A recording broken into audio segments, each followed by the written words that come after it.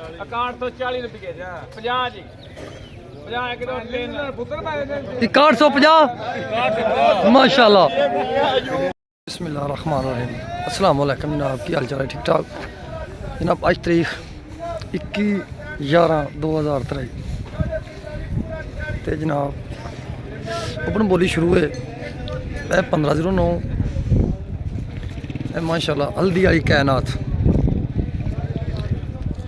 बड़ा शानदार माल।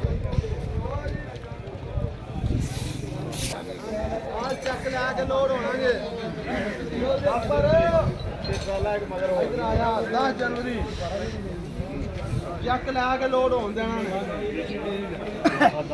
ਟਰਾਲਾ ਇੱਕ ਨਜ਼ਰ ਹੋ ਰਿਹਾ ਦੇ ਉੱਤੇ ਉਹ ਟਰਾਲਾ ਵੇਖ हाँ जी ਲੈ ਜਾ ਵੀਡੀਓ ਪਰ ਬਿਸਮਿल्लाहिर्रहमानिर्रहीम। ਹਾਂਜੀ ਨਾਨਕ ਕੋਈ ਬਾਬਾ ਜੀ ਸਰਕਾਰ ਬੰਦਾ ਕਿਹੜਾ ਨੂੰ ਕੋਈ ਬਾਬਾ ਜੀ ਨਾਮ ਬੰਦਾ ਹੋ ਰਿਹਾ 4000 ਚਲੋ ਬੋਲੋ ਜੀ ਤੁਸੀਂ 4000 ਰੁਪਇਆ ਲਾਲ ਜੱਗੀ ਦਾ ਚੈੱਕ ਤੇ 4000 ਰੁਪਇਆ 55 ਰੁਪਏ 4800 ਰੁਪਇਆ ਜੀ ਸੁਬਾ ਕੋ ਆ ਲਾਂਗੇ 4800 ਰੁਪਇਆ ਜੀ 4200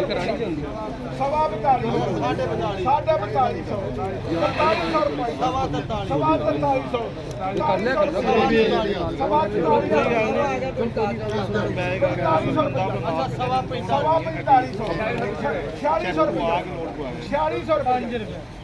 4605 ਰੁਪਏ 4650 ਰੁਪਏ। ਅੱਛਾ 71 ਕਰ 4671 ਰੁਪਏ ਜੀ 4688 ਰੁਪਏ ਜੀ 4688 ਰੁਪਏ ਜੀ 97 ਰੁਪਏ 4700 ਰੁਪਏ ਜੀ 4700 ਰੁਪਏ ਜੀ 4710 ਰੁਪਏ 4710 ਰੁਪਏ 15 ਜੀ 20 ਜੀ 4720 25 ਰੁਪਏ ਜੀ 50 ਰੁਪਏ ਜੀ 4750 ਰੁਪਏ ਹੈ ਕੋਈ ਖਰੀਦਦਾਰ ਹੋਰ 4750 ਰੁਪਏ ਜੀ 4750 ਜੀ 4755 ਜੀ 60 ਜੀ 4760 ਜੀ 4760 ਕਮਾਈਆਂ ਨੂੰ हल्ला वे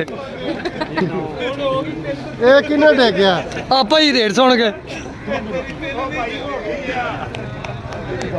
के डिग पैन जी सेठ साहब।